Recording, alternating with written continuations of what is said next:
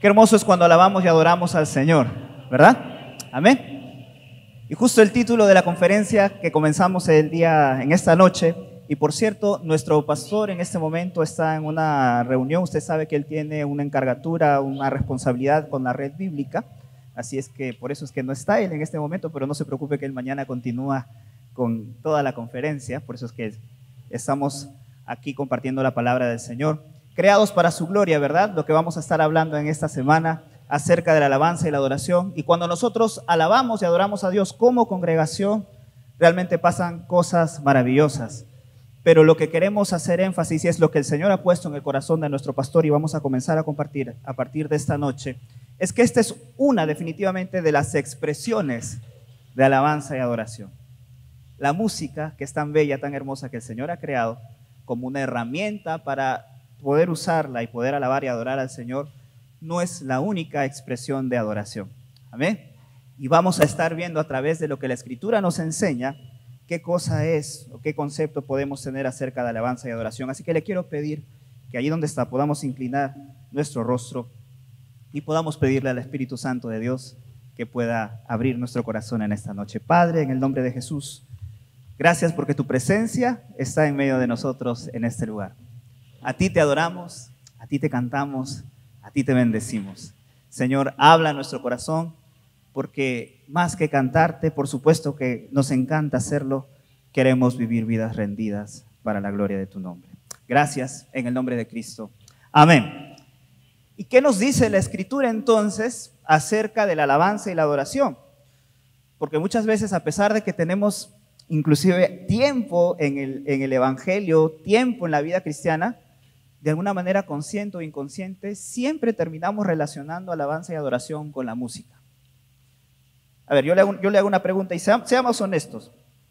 ¿No le ha pasado que incluso cuando estamos dentro de una reunión de celebración o de adoración, nosotros ya sabemos que las canciones rápidas de alguna forma las relacionamos por el ritmo con alabanza, y cuando comienza a haber una transición y los músicos comienzan a cambiar el ritmo y la velocidad de las canciones, decimos vamos a entrar a un tiempo de adoración?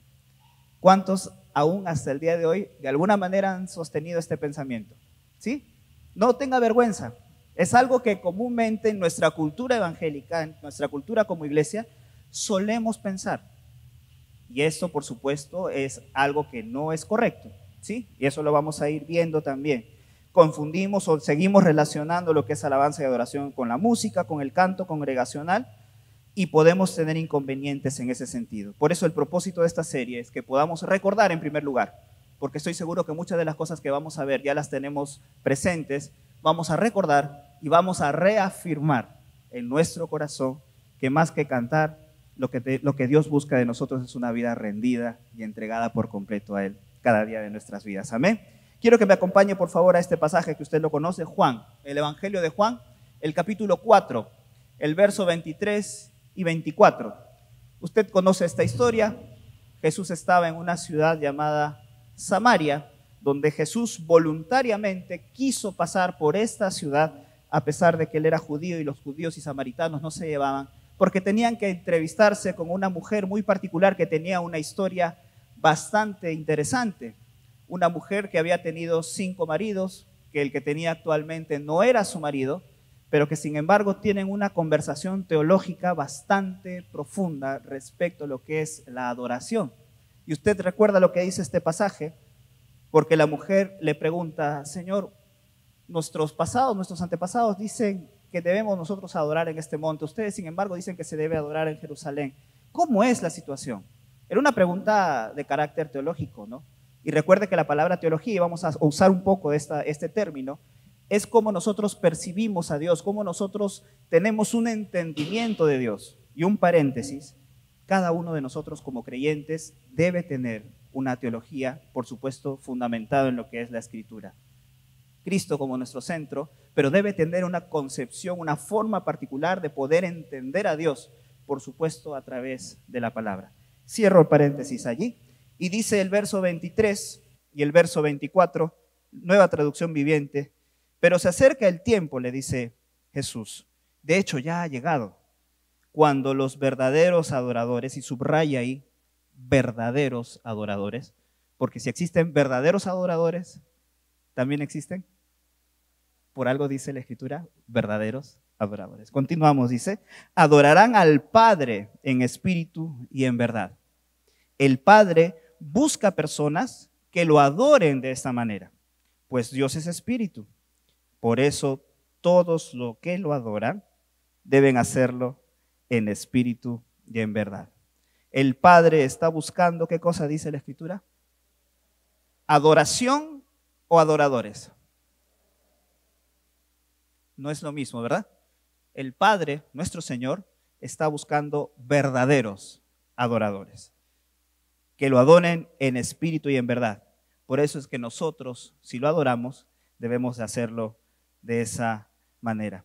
Incluso no sé si usted también ha tenido ese pensamiento, al menos yo hace un tiempo, hace muchos años, por supuesto, también tenía la idea de que aquellos que servían en el equipo de música de una congregación, pues era porque tenían un conocimiento más elevado de lo que era la adoración y por eso, por supuesto, aparte del talento musical que tenían, ya sea para el canto o para la ejecución de un instrumento, y por eso estaban sirviendo en ese ministerio, ¿verdad? Y de hecho, les aseguro que cada uno de los muchachos que estamos sirviendo al Señor tenemos la obligación de conocer y de saber acerca de la adoración, pero mucho mayor obligación de poder tener una vida entregada al Señor. Pero no porque estemos sirviendo en el ministerio, sino porque la sencilla razón de que somos hijos de Dios. Así que tú y yo somos hijos de Dios y estamos en la misma, vamos a decir, en el mismo nivel de responsabilidad y de algo imperativo que nos tiene que llevar a buscar conocer a ese Dios a quien adoramos, por supuesto, para poder vivir una vida rendida a Él. ¿Me está siguiendo? ¿Amén? Son cosas que, por supuesto, tenemos que tener muy, muy presentes. Entonces, con esta pequeña introducción vamos a leer este principio, ¿sí? ¿Qué dice el principio para esta noche? Dios busca adoradores para derramar de su gracia sobre sus vidas y generaciones. Él está buscando adoradores con el propósito de derramar su gracia sobre sus vidas y generaciones. Y esto me lleva a recordar lo que el apóstol Pablo en la epístola a los Efesios nos dice en los primeros versos del capítulo 1, el 3 al 6, y lo voy a leer. Dice, toda alabanza sea para Dios, nueva traducción viviente, el Padre de nuestro Señor Jesucristo, quien nos ha bendecido con toda clase de bendiciones espirituales en los lugares celestiales, porque estamos unidos a Cristo.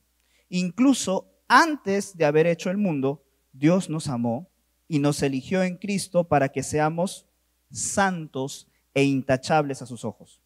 Dios decidió de antemano adoptarnos como miembros de su familia al acercarnos a sí mismo por medio de Jesucristo. Esto es precisamente lo que quería hacer y le dio gran gusto hacerlo. Y el verso 6, muy importante, de manera que alabamos a Dios. ¿Por qué lo alabamos? Por la abundante gracia que derramó sobre nosotros, los que pertenecemos a su Hijo amado. ¿Cuántos pertenecemos a su Hijo amado? Amén. Un día el Señor salió a nuestro encuentro, un día le entregamos nuestra vida, pertenecemos a Él, entonces le alabamos porque es así como el Señor derramó su gracia sobre cada uno de nosotros y lo quiere seguir haciendo sobre nuestras vidas y por supuesto sobre nuestras generaciones. Amén. Una de las conversaciones que a veces sostengo con mi hijo Matías de 14 años y siempre cuando oramos juntos antes de que él pueda ir a dormir, yo lo único que le pido al Señor es que él nunca se aleje del Señor y por supuesto si el Señor tarda su venida, que sus generaciones puedan también vivir rendidas al señorío de Jesucristo. Creo que ese es el mayor propósito que podemos tener o la mayor alegría, el mayor gozo que como padres quisiéramos alcanzar, ¿verdad? Porque al margen de cualquier cosa que pudiéramos tener en este mundo, si nuestras generaciones viven rendidas al señorío de Jesús, pues su gracia va a poder seguir siendo derramada a través de sus vidas para poder ayudar a este mundo que aún no le conoce. Porque no se trata de conocer solamente al Señor para yo beneficiarme de esa gracia, sino que caminando en esa gracia podamos bendecir a aquellos a quienes nos rodean. Amén. Todo es parte de ese propósito. Así que vamos a ver en base a este principio algunas cosas, y esta cualidad de hecho desde el discipulado la conocemos, ¿verdad? La perfección absoluta de Dios. ¿Y qué cosa significa ser perfecto? Una definición sencilla de lo que es la palabra perfecto. Perfecto significa completo, perfecto significa suficiente. Perfecto significa que no necesita absolutamente de nada ni de nadie para poder estar satisfecho. Entonces, y eso es lo que la Escritura nos enseña, ¿verdad? Ahí lo vemos, dice, Dios por definición es completo en sí mismo. Nada le falta para que exija que se le dé adoración. Entonces, y ahí voy a plantear una pregunta y quisiera que de repente pudiéramos intervenir para poder hacer esto un poco más dinámico. Entonces, si la Escritura nos enseña acerca de un Dios que es perfecto, que no necesita absolutamente nada, por ejemplo, Salmos 19:7 dice que la ley del Señor es perfecta, que restaura el alma, el testimonio del Señor es seguro, que hace sabio al sencillo. Dice que su obra es perfecta, por ejemplo, en Deuteronomio 32:4, Él es la roca cuya obra es perfecta, porque todos sus caminos son rectitud, Dios de verdad, sin ninguna iniquidad en Él, Él es justo y recto. Si Él es perfecto, si Él es completo en sí mismo, les planteo la siguiente pregunta. ¿Dios necesita adoración? ¿Necesita Dios ser adorado? Mire que parece que es una pregunta bastante sencilla, pero es una pregunta realmente bastante profunda, porque a nuestra lógica humana, así a simple vista, puede producir una contradicción. Si Dios siendo perfecto no necesita de absolutamente nada, entonces ¿por qué en la Escritura, por ejemplo en los Salmos, se nos invita constantemente a que alabemos y adoremos a Dios? ¿Por qué inclusive en la Escritura Dios manda, ordena específicamente a que le rindamos honor y adoración? Si Dios es perfecto, ¿necesita Dios de nuestra adoración?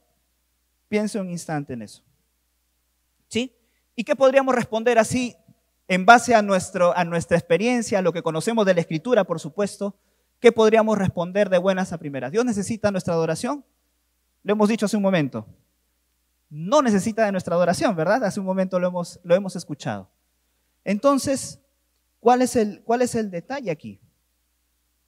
Ahora, ¿sabe usted un poco de historia universal? ¿Ha leído acerca de la mitología griega, por ejemplo?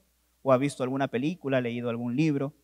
Usted sabe que los dioses del Olimpo, y en general cualquier divinidad de cualquier cultura, su existencia y de hecho el poder que tienen las castas sacerdotales que, vamos a decir, que promueven los cultos de estos dioses, es que necesitan de la adoración, de la alabanza, del reconocimiento del hombre para poder existir, para poder sostener sus cultos y para poder sostener su poder. ¿Verdad? Todos estos dioses fabricados por la imaginación del ser humano necesitan ser adorados, necesitan ser reconocidos. De eso se alimentan y por supuesto por eso subsisten. Si no hubiese alabanza ni adoración para estos pseudo dioses, definitivamente no existirían. Ahora, no es el caso de nuestro Dios. Y mire que el apóstol Pablo se aprovechó de esta situación. Y usted recordará, esto está en Hechos 17. Y permítame, lo voy a leer rapidísimo, los versos del 22 al 25, porque el apóstol Pablo, conocedor de esta situación, aprovechó para poder introducir el evangelio en la ciudad de Atenas. Dice que entonces Pablo, de pie ante el concilio, les dirigió las siguientes palabras. Hombres de Atenas, veo que ustedes son muy religiosos en todo sentido, porque mientras caminaba observé la gran cantidad de lugares sagrados y uno de sus altares tenía la siguiente inscripción: a un Dios desconocido. Este Dios, a quienes ustedes rinden culto sin conocer, es de quien yo les hablo. Él es el Dios, verso 24, que hizo el mundo y todo lo que en él hay, ya que es el Señor del cielo y de la tierra, no vive en templos hechos por hombres, y las manos humanas no pueden servirlo porque Él no tiene ninguna necesidad. Él es quien da la vida y el aliento a todo y satisface cada necesidad. Amén. Él es quien da la vida. Él no necesita ser servido por nada ni por nadie. Él es quien sustenta todo, porque simplemente Él es Dios. Es así. Entonces, ¿por qué es que nosotros tenemos que alabarle? ¿Por qué es que Dios, de alguna manera en su palabra y en los salmos, como les digo, esto está escrito en los salmos, en los evangelios? En la última cena el Señor Jesús dice que estaba cantando himnos con sus discípulos. El apóstol Pablo nos insta que podamos alabar al Señor también de alguna manera. ¿Qué es lo que sucede? Y cuando yo estuve estudiando esta parte, porque de verdad me hizo pensar, tal vez para usted esto sea algo muy sencillo, pero yo le confieso, esto sí me hizo pensar muchísimo. Imagine usted, recuerde si hace poco ha ido a un buen restaurante y se ha comido su plato favorito. Piense en la comida que más le gusta. ¿Sí? ¿Cuál es su plato favorito? A ver, a mí me encanta el lomo saltado, por ejemplo. O un buen tallarín a la huancaína. No sé cuál es su plato favorito, de repente un buen ceviche, de repente una buena parrilla. Si usted encuentra un lugar al que nunca fue antes y degustó uno de estos platos exquisitos, usted se quedaría callado, no correría a contarle a sus familiares y a sus amigos acerca de esta experiencia tan agradable que ha tenido, incluso si estuviese en sus posibilidades de invitar a sus amigos y a su familia, lo haría, pero no se quedaría con eso, ¿verdad? Para usted, sino que lo compartiría. ¿Cuántos conocemos algún lugar de nuestro maravilloso Perú? ¿Cuántos nos hemos quedado fascinados con los hermosos paisajes, con la naturaleza hermosa, con el cielo celeste despejado, no el cielo gris que a veces tenemos aquí en Lima, producto de la contaminación y de nuestro clima?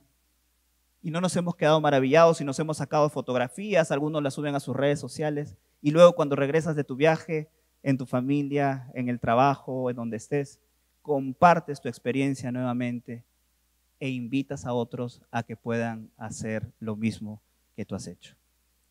Esos elogios, esa expresión natural que brota desde lo profundo de nuestro ser, sin que nadie nos esté diciendo absolutamente nada, simplemente porque hemos sido capaces de contemplar la belleza de la naturaleza o de poder disfrutar de algo maravilloso, esa reacción natural ante esa belleza y ese placer se le llama alabanza. Entonces, si nosotros tenemos a un Dios tan grande, tan maravilloso, que siempre nos muestra su amor, su gracia, su fidelidad, que está pendiente de nosotros, que conoce cada necesidad y que hemos visto, hemos vivido, hemos palpado su gloria durante toda nuestra vida, en cosas pequeñas o en cosas muy grandes y milagrosas, nos hemos quedado callados en algún momento, no hemos salido corriendo a compartir o a testificar de lo que Dios ha hecho y de manera natural no evocamos y brota eso de nuestro ser. Pues eso es lo que están haciendo los salmistas. Esto es lo que hacen los discípulos del Señor o aquellos que están escribiendo la Biblia. Por eso es que en el Salmo, por ejemplo, 117, alaben al Señor todos ustedes las naciones, todos los pueblos de la tierra, alábenlo por su amor inagotable. Por nosotros es poderoso, la fidelidad del Señor permanece para siempre. O el Salmo 156, que todo lo que respire canta alabanzas al Señor. Son expresiones de salmistas que como tú y como yo pueden haber experimentado la gloria de Dios y lo único que están haciendo es invitarnos a que nos unamos a su expresión de gozo y a que puedan también glorificar el nombre del Señor. No es que Dios necesite ser alabado o adorado, simplemente es la expresión natural ante la manifestación de su gracia, de su belleza, de su poder y de cuánto atributo podemos conocer de nuestro Dios, ser tan maravilloso, y nosotros podemos proclamarlo de esa manera. Amén. Por eso le alabamos, por eso le adoramos. Entonces, eso tiene que quedar muy, muy en claro. Y es interesante porque, como dice el segundo ítem aquí en esta diapositiva, ese es el propósito de su demanda, es que Él como Dios se satisfaga en su creación. Porque al hallar nosotros placer en poder hacerlo, en poder alabarle y adorarle, Él también se complace porque busca esa relación particular con cada uno de nosotros. Y ese es un misterio maravilloso porque es parte de ese misterio de su amor inagotable. Si Dios siendo completo, Dios no necesitando nada, Él te anhela a ti, por lo tanto yo también debo anhelarle a Él. ¿Me está siguiendo? Amén. Entonces, ¿por qué le alabamos al Señor? ¿Por qué le adoramos? Como una respuesta natural a lo que Él es, a lo que Él ha hecho y a lo que Él seguirá haciendo a través de nuestras vidas. ¿Cuántos le podemos dar un fuerte aplauso a Jesús? Amén. Te alabamos, Señor. Así es. Entonces, y por supuesto, para cerrar, dice esta diapositiva, esta es la razón de que los principios que Dios establece en su palabra son pertinentes en todo tiempo y lugar, por supuesto, porque esto trasciende la historia, desde el principio, desde antes que el mundo fuese inclusive, y vamos a hablar de eso dentro de un instante, ¿no? Miren lo que dice el Salmo 103, el verso 20 y 21. Dice, alaben al Señor, ustedes los ángeles, ustedes los poderosos que llevan a cabo sus planes. O sea, los ángeles que llevan a cabo los planes de Dios, que están atentos a cada uno de sus mandatos. Sí, alaben al Señor, ejércitos de ángeles que le sirven y hacen su voluntad. Miren cómo encontramos en estos dos versos de los Salmos una relación directa entre lo que es la adoración y la obediencia. ¿Nota esa relación aquí en este pasaje? Está solicitando a los ángeles que alaben al Señor, porque estos ángeles llevan a cabo los planes de Dios, porque están atentos a sus mandatos y porque le sirven y hacen su voluntad. Hay una relación directa entre la obediencia y la adoración, ¿correcto? Primera referencia que podemos encontrar aquí, una relación directa entre lo que es la obediencia y la adoración.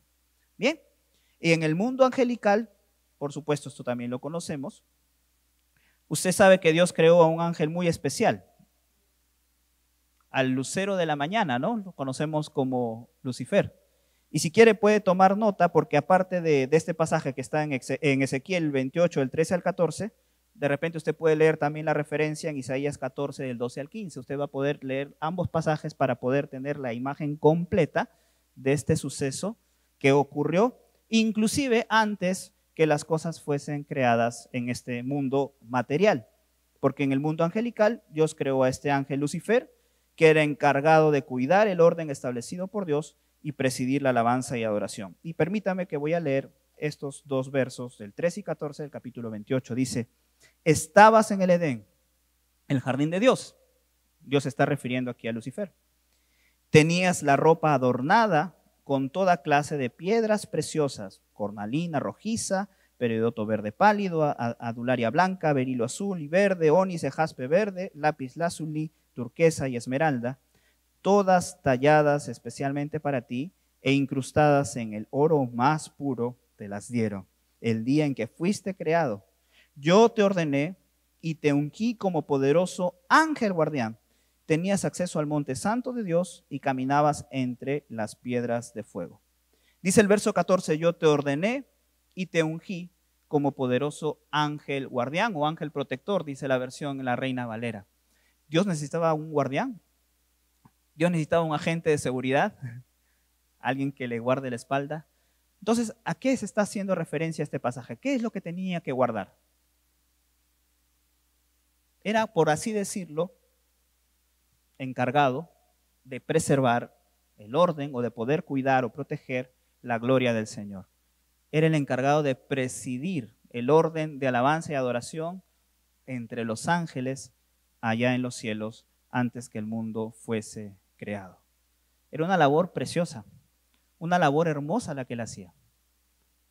Un ángel creado con toda la capacidad, en primer lugar, de poder ministrar el corazón de Dios. Porque a través de la alabanza y adoración ministramos el corazón de Dios. Ministramos el corazón del Señor.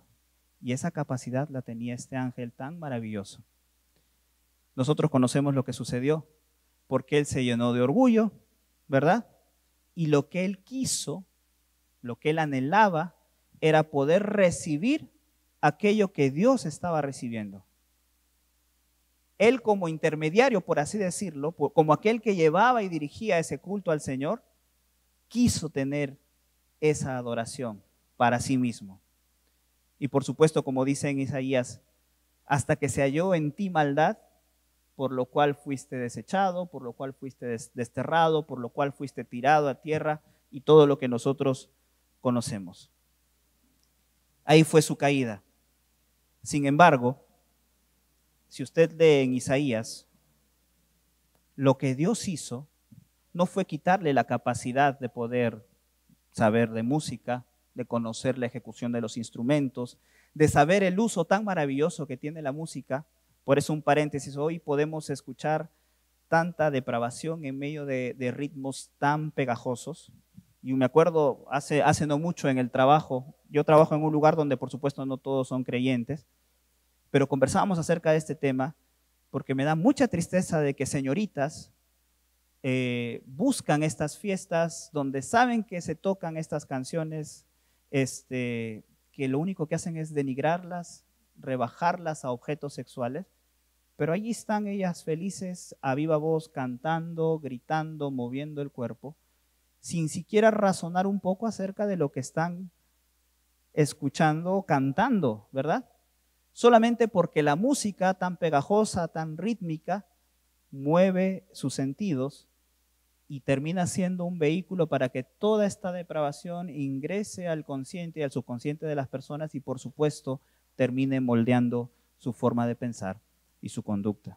Y es mucho más triste porque bueno, eso uno lo dice, bueno, es una persona adulta, ya es consciente, ya sabe lo que está haciendo.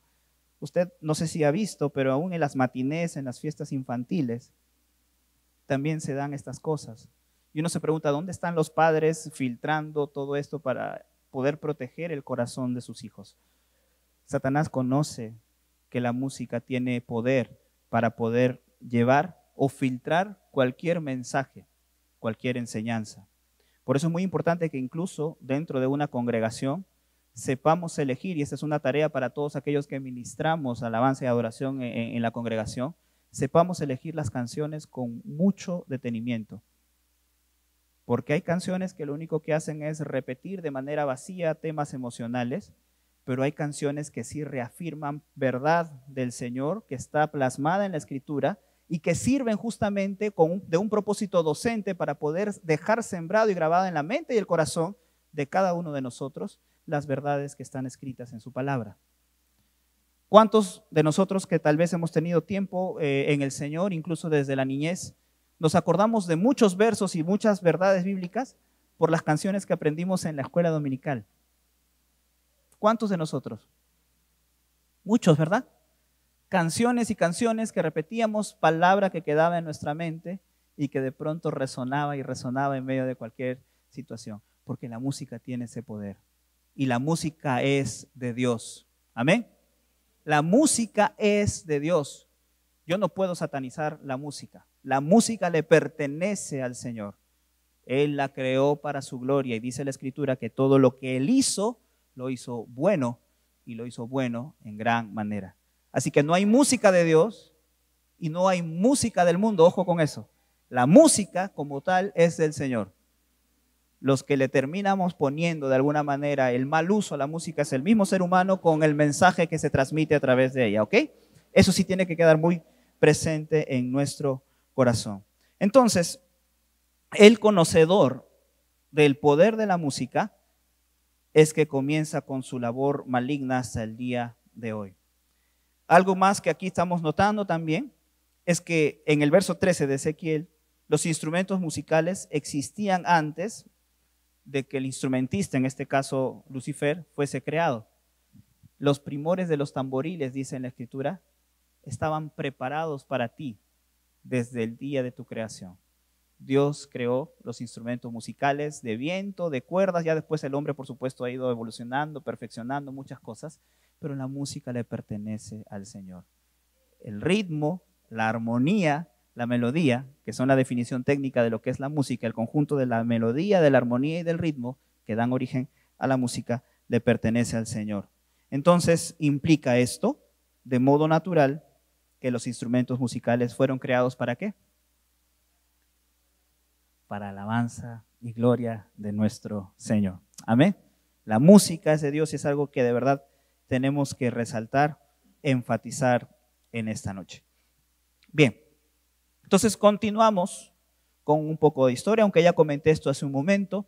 La rebelión de Lucifer le hizo perder sus privilegios, esa capacidad de poder ministrar el corazón de Dios y ese lugar especial donde él estaba. Por supuesto que fue desterrado de ese lugar, pero lo que no le fue quitado fue la sabiduría y la habilidad para la música.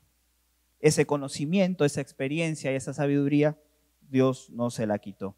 Por eso es que Él conoce el propósito y el poder y puede hacer lo que hace con fines malvados, ¿correcto? Entonces nosotros también tenemos que ser conscientes como iglesia de que podemos usar la música con los fines pertinentes para la gloria del Señor. Bien, entonces vamos a ver el propósito divino.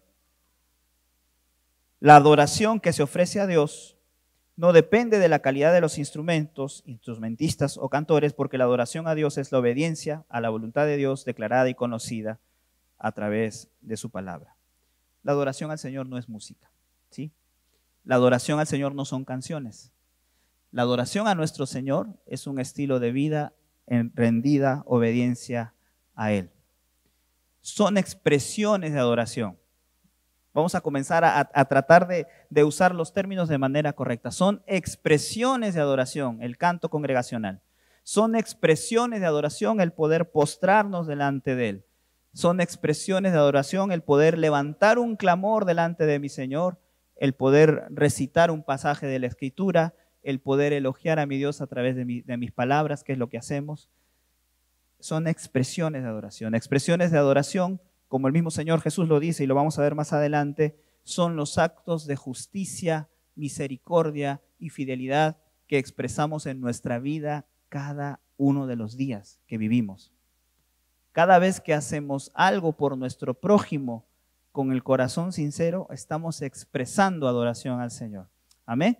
Entonces, y esta adoración, ya hablando a nivel de términos musicales, por supuesto que no depende de la calidad de los instrumentos, instrumentistas o cantores, porque podemos tener la mejor sinfónica aquí, ¿verdad?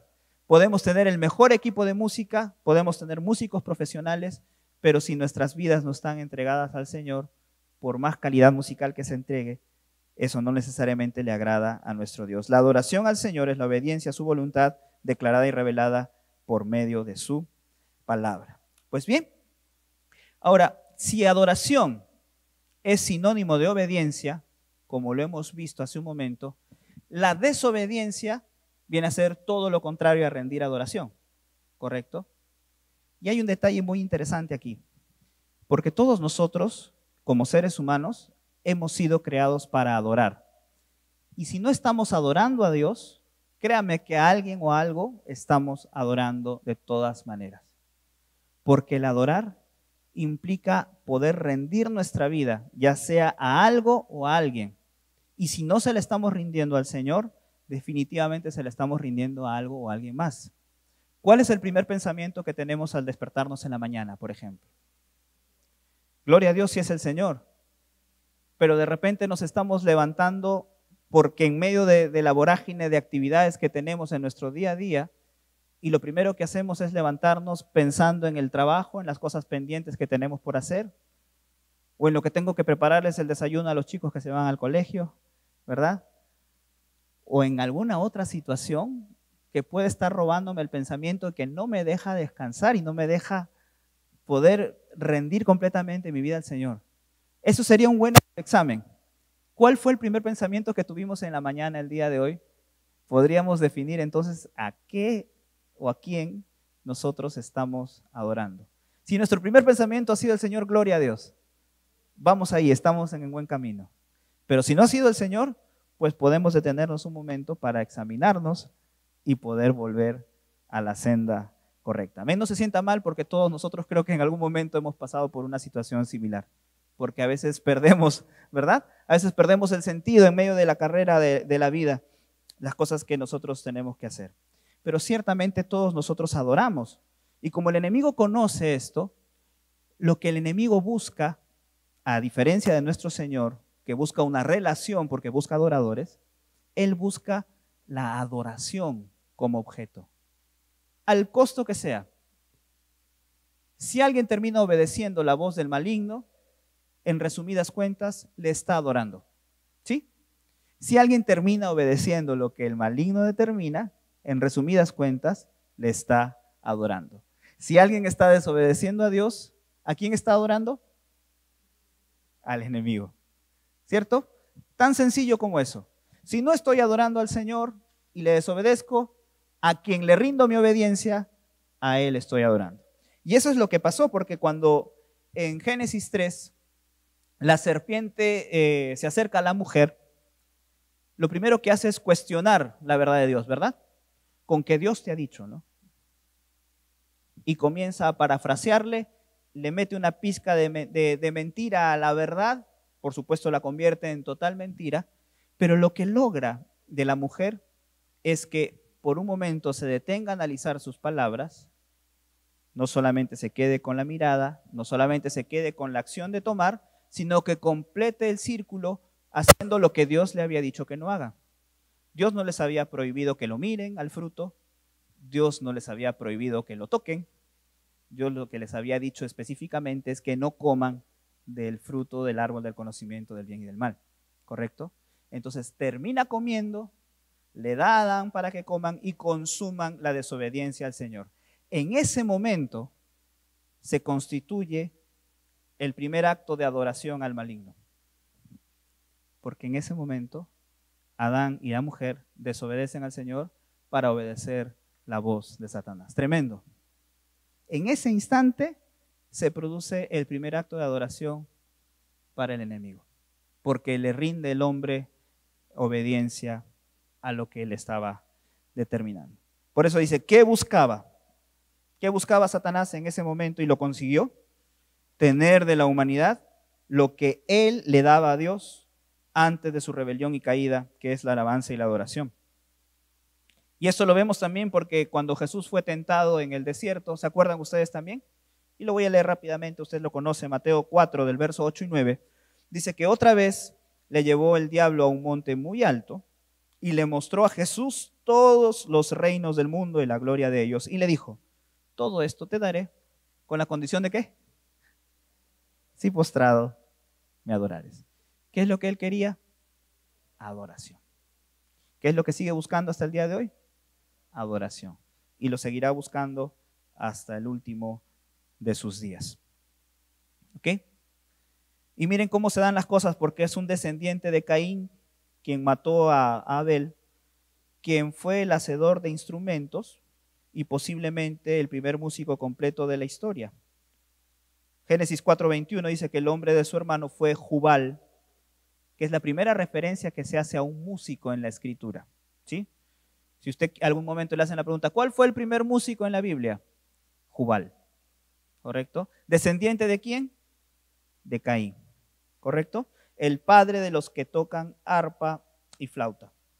Nuevamente reforzando, ¿no?, nuestro pastor aquí, ¿no?, implica que Satanás conocía el propósito de la música, que conlleva el poder de transmitir mensajes a quienes lo oyeren. Esto es muy importante, ¿sí? Tenemos que entender esto muy, muy importante, el poder que tiene la música para poder transmitir un mensaje a los oyentes. Y nuestro pastor va a estar haciendo énfasis mucho en estos días porque, si bien es cierto, la música es un arte al cual podemos apreciar, porque ¿a cuántos nos gusta escuchar buena música? Como música, ¿sí? Así como podemos ver un cuadro hermoso, admirar una buena fotografía, un paisaje, una pintura, escuchar buena música, apreciar el arte, la combinación de la armonía y la melodía es algo hermoso. La música es del Señor, como lo hemos repetido.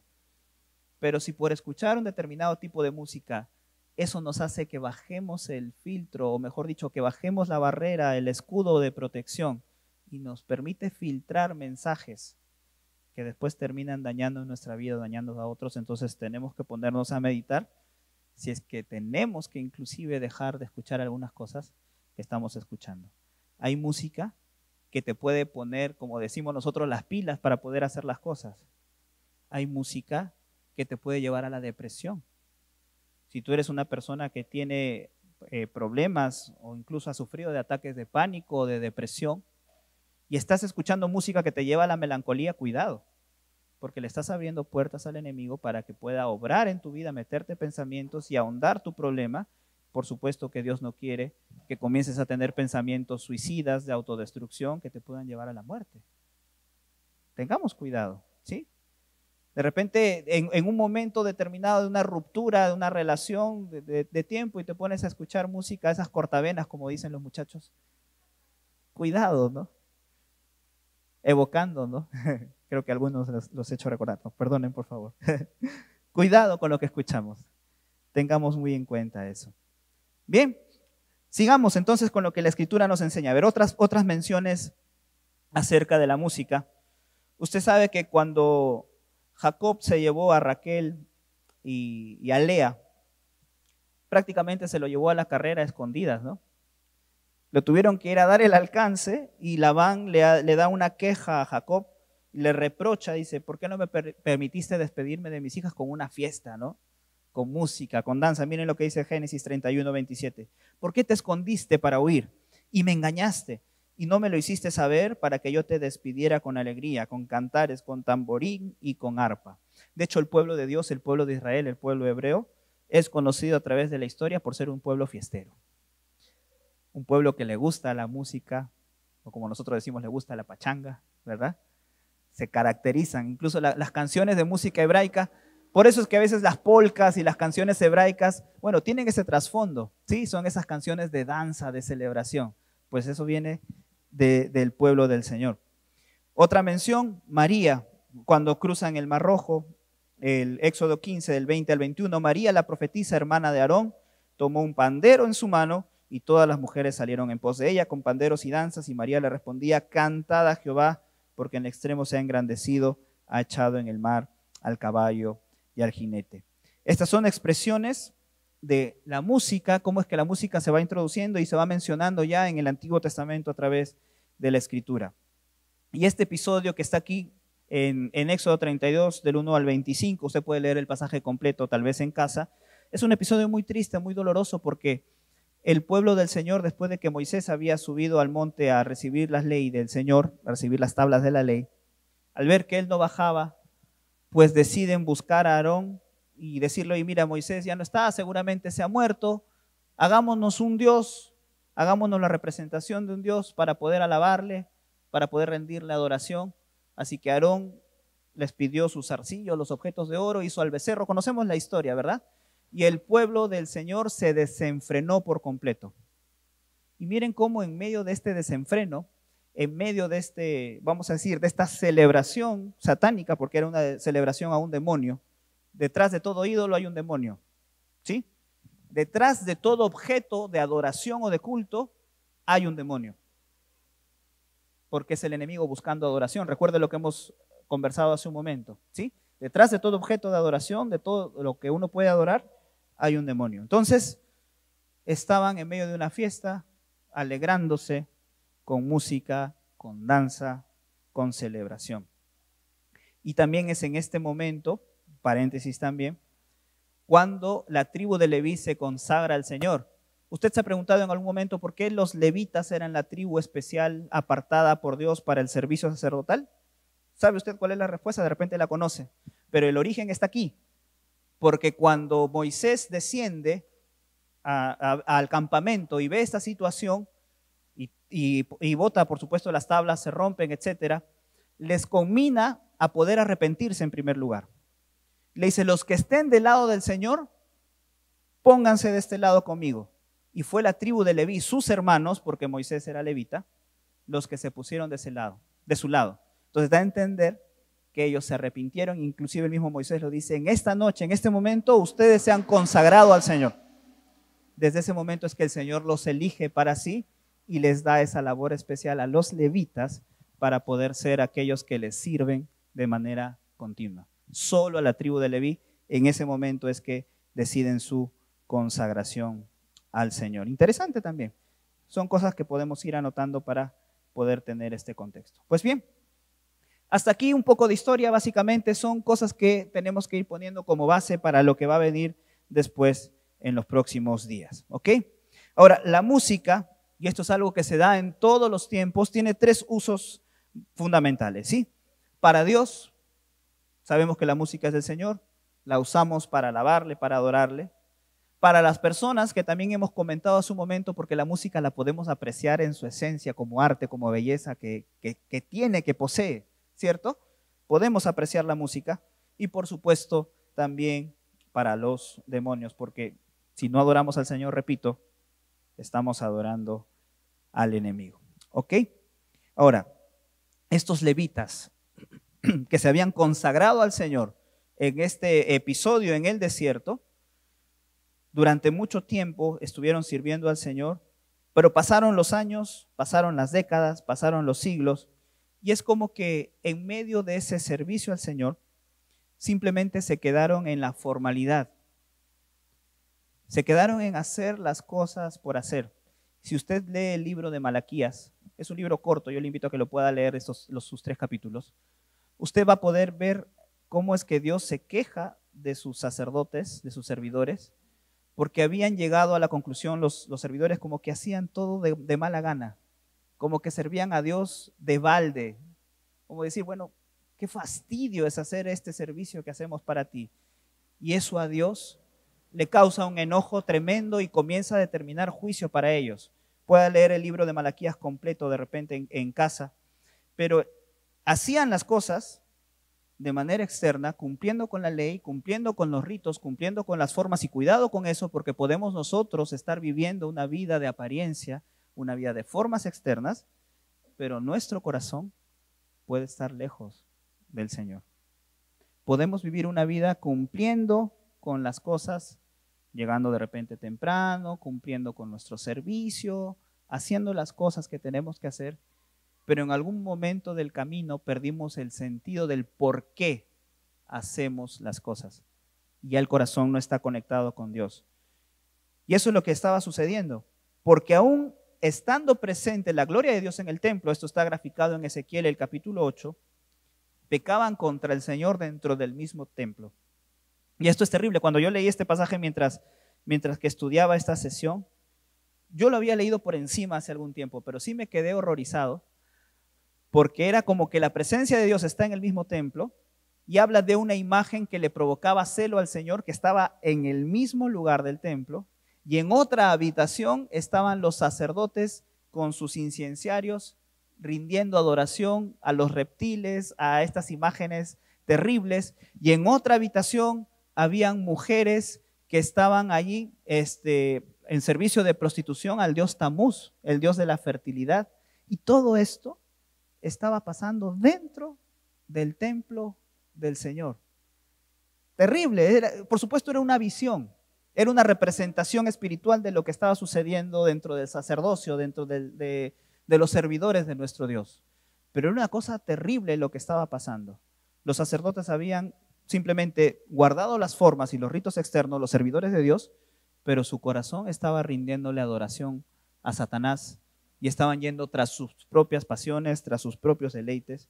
Y por esta razón es que la gloria de Dios se alejó del templo. Algo que el pastor está repitiendo constantemente las últimas semanas, si usted se ha dado cuenta, está hablando acerca de la gloria de Dios, ¿verdad? De cómo la gloria de Dios está sobre esta casa y por supuesto sobre nuestras vidas. Entonces nosotros tenemos que estar preparados justamente para que esa gloria de Dios repose y a través de nuestras vidas pueda manifestarse en medio de cualquier situación. Pero el pecado y situaciones como estas hacen que definitivamente la gloria de Dios se aleje. Dios quiere visitarnos con su gloria, pero puede que haya cosas que todavía estén estorbando en nuestra vida y la gloria de Dios no se termine de manifestar con poder y con ese poder que Dios quiere mostrar a través de nuestras vidas. Es una invitación más que un juicio a que cada uno de nosotros podamos estar evaluándonos constantemente delante del Señor, y si hay algo que no está bien, pues pedirle en su gracia y misericordia que nos limpie, que nos ayude a poder continuar y a poder seguir, pero no algo que lo tengamos ahí escondido. El problema es ese, poder guardar una apariencia de que las cosas están bien, escondiendo el pecado, escondiendo el error, escondiendo lo que está mal, como que si nada estuviese sucediendo y todo estuviese tranquilo. Cuando lo que Dios busca es esa honestidad de corazón para que nosotros podamos correr hacia Él, manifestarle nuestra situación, y Dios es fiel y justo para perdonarnos, como dice la Escritura, y limpiarnos de toda nuestra maldad. Amén. Esa honestidad, esa transparencia es lo que Dios está buscando. No aquel servidor que encubre su pecado y que asume que todo está bien porque nadie lo ve, porque Dios al final de cuentas, porque nos ama, termina sacando las cosas a la luz. Recuerde que no hay nada que pueda permanecer oculto bajo el cielo, porque todo en algún momento, mi hermano, termina saliendo a la luz. Amén. Amén. Bien, entonces cuidado con eso. Sigamos entonces. Cuando Israel retorna del destierro, ¿Cuántas veces ha estado desterrado? Pobre nación de Israel rebelde delante del Señor, se parece mucho a nosotros, no juzguemos. ¿Cuántas veces hemos hecho lo malo delante de Dios? Eran un pueblo muy fiestero, pero cuando estaban en Babilonia naturalmente no podían cantar. Y yo no había prestado atención a este salmo, la verdad les soy honesto, anteriormente. Pero miren, dice, lo voy a leer porque son 4 versos. Dice, junto a los ríos de Babilonia, el Salmo 137 del 1 al 4, nos sentamos y lloramos al pensar en Jerusalén. ¿Quiénes? Los judíos, los hebreos que estaban en el destierro. ¿Qué hicieron? Guardamos las arpas, las colgamos en las ramas de los álamos, pues nuestros captores, interesante esto, nos exigían que cantáramos. Los que nos atormentaban insistían en un himno de alegría. Cántennos una de esas canciones acerca de Jerusalén. Pero ¿cómo podemos entonar las canciones del Señor mientras estamos en una tierra pagana? ¿Cómo podemos hacerlo mientras que estamos en una tierra pagana? La formalidad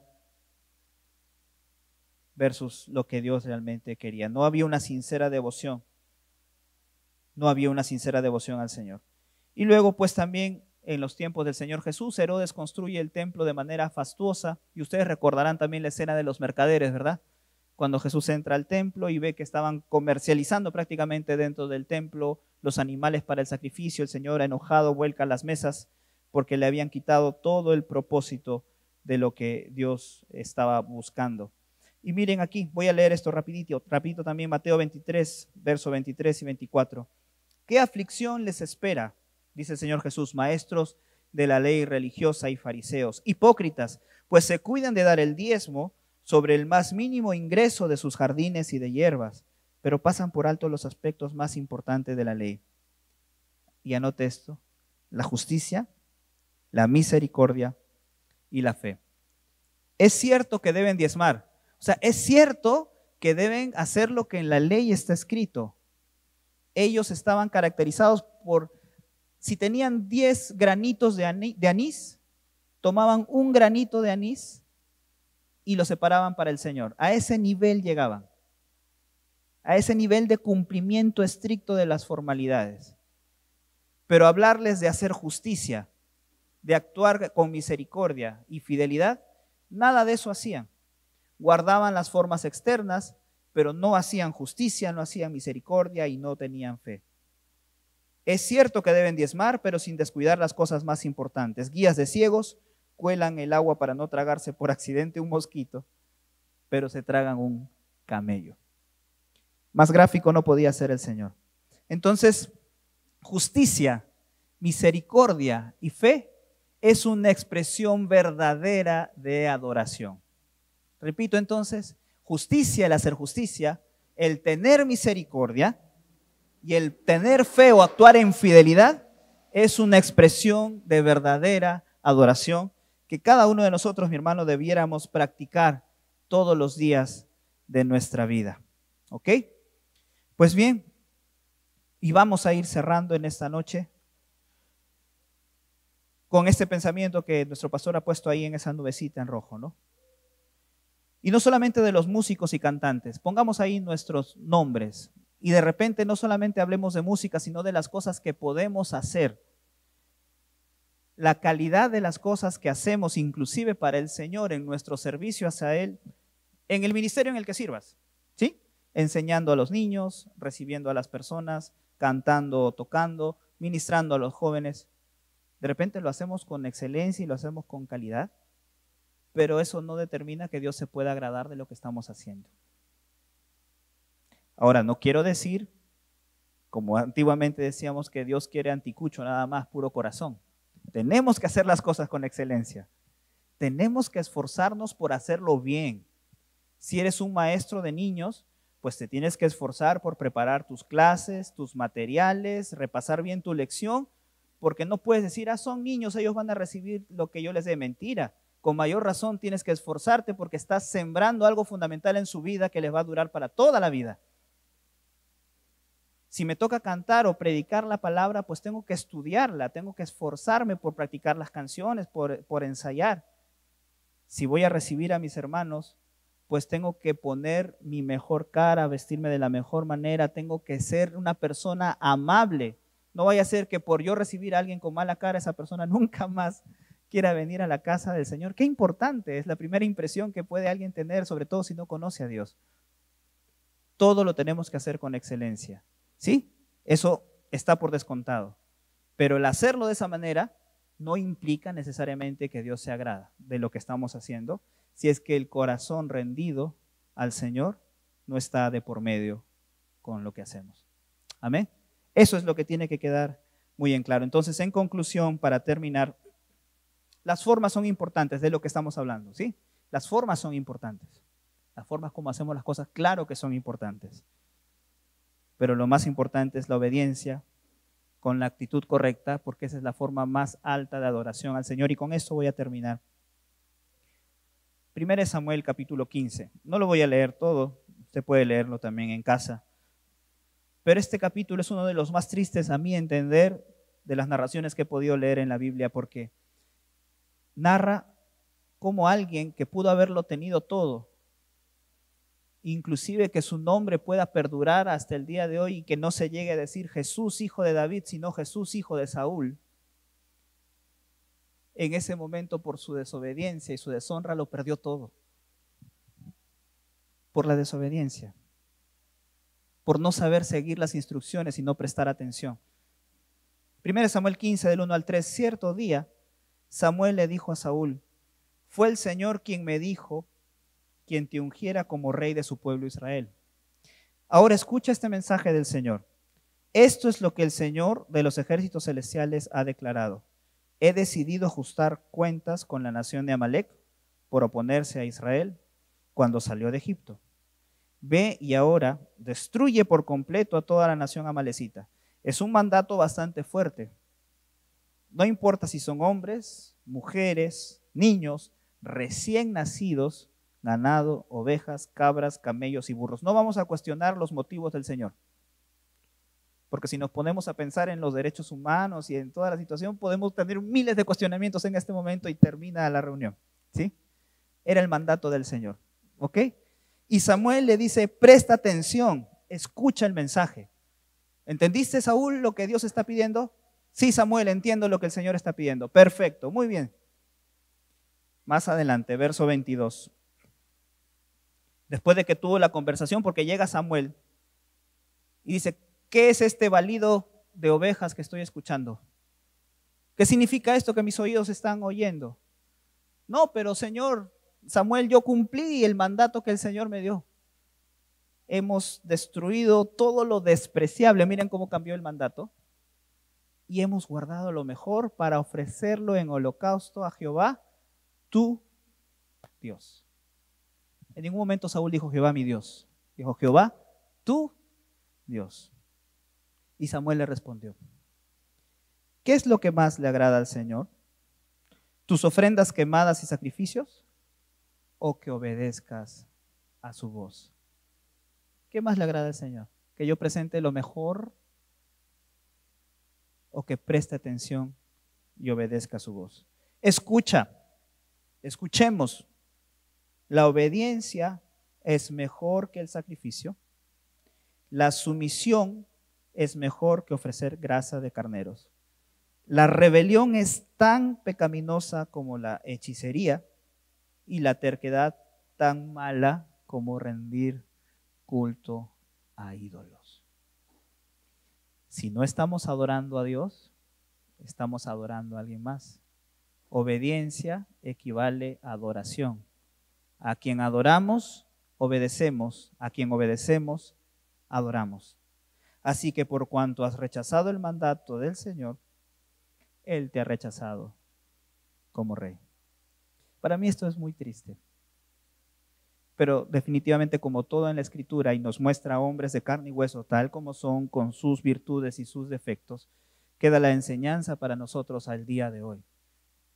Es mejor prestar atención a los mandatos del Señor y obedecer antes que caer inclusive en el activismo y en el ponernos a hacer cosas pensando que de esa manera estamos agradando el corazón del Señor. Amén.